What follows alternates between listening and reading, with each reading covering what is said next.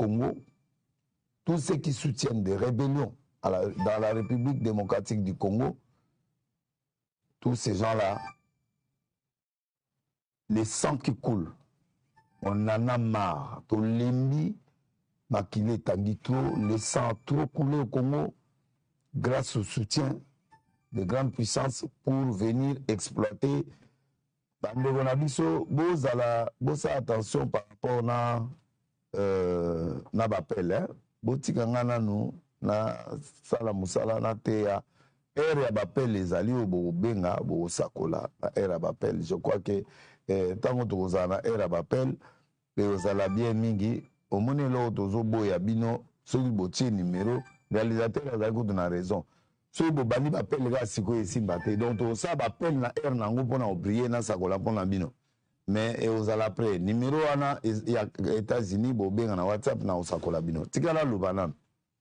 Les grandes puissances qui sont en train de collaborer, les pays frontaliers qui collaborent pour la mort du peuple congolais, Dieu va punir tous ces gens-là. Et nous sommes fatigués. Nous compatissons avec mes frères et sœurs qui sont morts. Toutes les familles qui ont perdu quelqu'un dans toutes ces périodes de guerre. En tout cas, on est ensemble et qu'on est fatigué de ça. Dieu m'a dit la guerre finira. Et il va humilier beaucoup d'États qui soutiennent cette génocide où les gens sont en train de tuer le peuple congolais. On est fatigué et l'Éternel a pris le relève de ça. En tout cas, je compatis avec toutes les familles. J'avais déjà demandé aux familles qui étaient aussi mortes au stade de martyrs à cause du plaid qui a été fait. En tout cas, nous compatissons avec vous aussi. En tout cas, mes condoléances à toutes ces familles-là. Et vraiment, courage à Mike Kalambay. Je sais que tu traverses des moments très difficiles. En tout cas, que Dieu puisse t'assister dans ces moments difficiles avec ton producteur Madjab. Que Dieu vraiment puisse compatir avec vous à ces moments, avec la famille. Et je crois que nous savons que Dieu fera des choses qu'il faut pour récompenser ou compenser ces périodes très difficiles que ces gens ont perdu la vie à cause de cette grande croisade qui a eu un débordement. Félicitations à Mike Kalambay pour la réussite. Maintenant, je suis en train de parler sur 4 points, 5 points. Un prophète, c'est quelqu'un qui donne la révélation au temps voulu. Un prophète, c'est un docteur de la loi. Un docteur, ça dit quelqu'un qui enseigne la révélation. Un prophète, ce n'est pas quelqu'un qui voit les choses. Un prophète, c'est celui qui donne la nourriture convenable au temps convenable. C'est-à-dire qu'il est en train d'amener ce qu'on appelle le vent dans une nation et on est en train de séparer des moments. J'ai dit, nous sommes dans la perturbation, nous sommes dans des turbulences, zones de turbulence. Faites attention, j'ai prévenu. Parce qu'il y aura taux de catastrophes, il y aura beaucoup de choses. Vous allez voir ça dans les jours qui viennent. Et aujourd'hui, je vais parler sur le 2 Rois chapitre 4 au premier verset jusqu'à 7e verset. Mais je serai très bref. Une femme d'entre les femmes des fils des prophètes cria à l'Élysée en disant « Ton serviteur, mon mari est mort. Tu sais que ton serviteur craignait l'Éternel. Or, les créanciers venus pour prendre ses 2 enfants et d'en faire un esclave. » Un grand homme, un serviteur de Dieu, priait, mais il avait les dettes.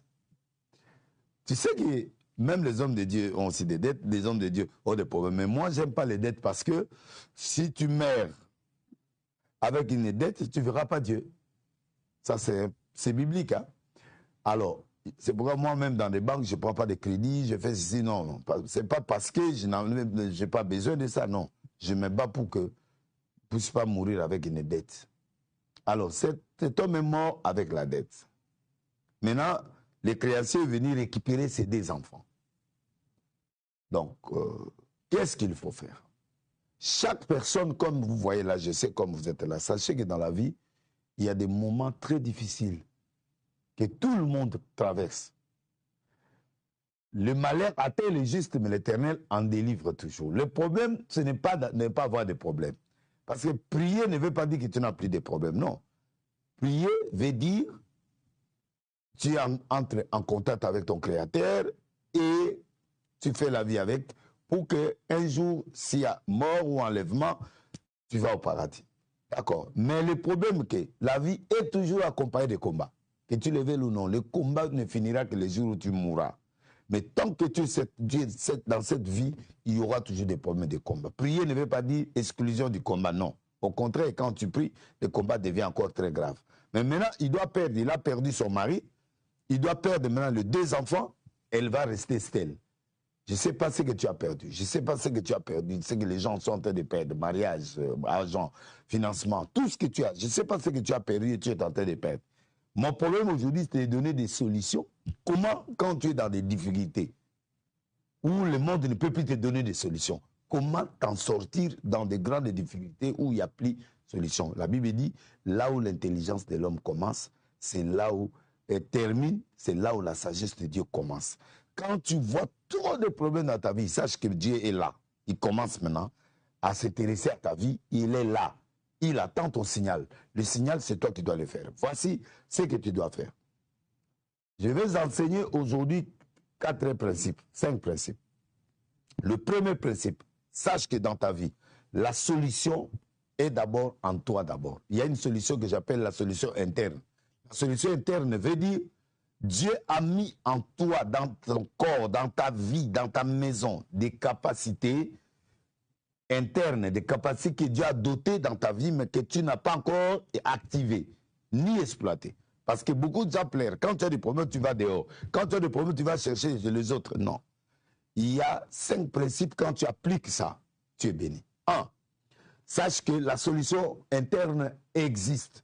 Avant que Dieu te donne la solution externe, il y a une solution interne qu'on appelle la solution interne. Dans la solution interne, Dieu va exploiter tes capacités non exploitées. C'est-à-dire, chacun de nous a des capacités non exploitées. Et ces capacités que Dieu a dotées à toi, tu dois activer. C'est comme si tu as un téléphone, tu dois activer des choses. Tu dois activer. C'est toi qui dois activer. Par l'obéissance ou par la foi. Je donne un exemple. Cette maman qui a perdu son mari, il est parti voir le serviteur de Dieu. C'est bien. Il faut aller consulter Dieu à chaque fois que tu es en difficulté. Mais le prophète lui dit ceci. Le verset 2, Élisée lui dit, que puis-je faire pour toi? Dis-moi, qu'as-tu à la maison? Il répondit, ta servante n'a rien du tout à la maison qu'un vase d'huile. Regarde. Il part demander la solution pour libérer ses enfants. En fait, dans sa pensée, il est venu demander l'argent auprès du prophète. Le prophète ne lui a pas demandé l'argent, elle est déçue. Il dit, mais qu'est-ce que toi tu as? Madame, qu'est-ce que tu veux? Il dit, on a arrêté mes enfants, on veut partir avec mes enfants, mon mari vient de mourir, il craignait Dieu. Tu vois le premier problème, que mon mari craignait Dieu. Ça, c'est très bien. Mais il avait une dette.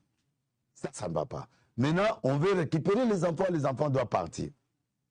Alors, qu'est-ce qu'il doit faire maintenant? Il dit, qu'est-ce que tu as à la maison?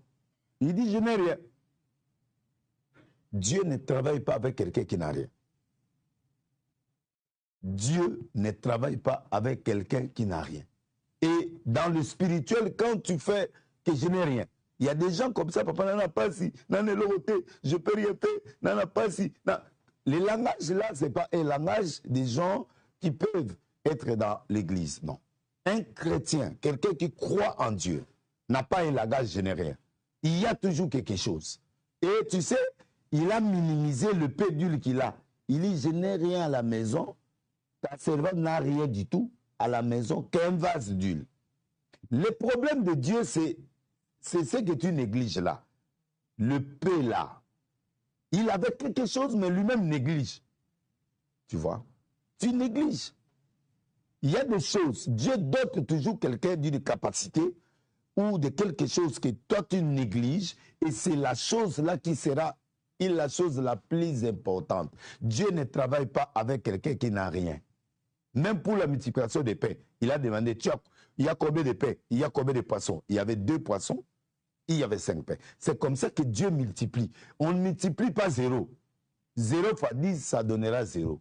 0 fois 100, ça donnera 0. 0 fois 1 million, ça donnera 0. Parce que 0, on ne le multiplie pas. On ne multiplie pas un zéro. Et Dieu n'utilise pas les gens qui ont zéro. Et quand tu as zéro, tu mourras zéro. Mais ici, dans la dimension prophétique, il dit que je n'ai rien. Et pourtant, il a une huile. Tu as la capacité. Tu peux être commerçant. Tu peux être étudiant. Tu peux étudier. Tu peux être commerçant. Tu peux avoir un peu d'argent. Tu peux avoir une base de quelque chose. Dieu travaille avec une base. À partir de cette base, il va multiplier. Sans base, il n'y a pas de multiplication. Jésus n'a pas fait un miracle. La manne était descendue dans l'Ancien Testament, oui. Mais là, maintenant, du moment de Jésus, il y avait le pain, il y avait 5 pains, il y avait 2 poissons. Et Jésus a multiplié avec des éléments qu'il avait. Tu n'as pas d'éléments. Comment Dieu va multiplier? Il faut que tu fasses quelque chose. Il faut que tu aies quelque chose.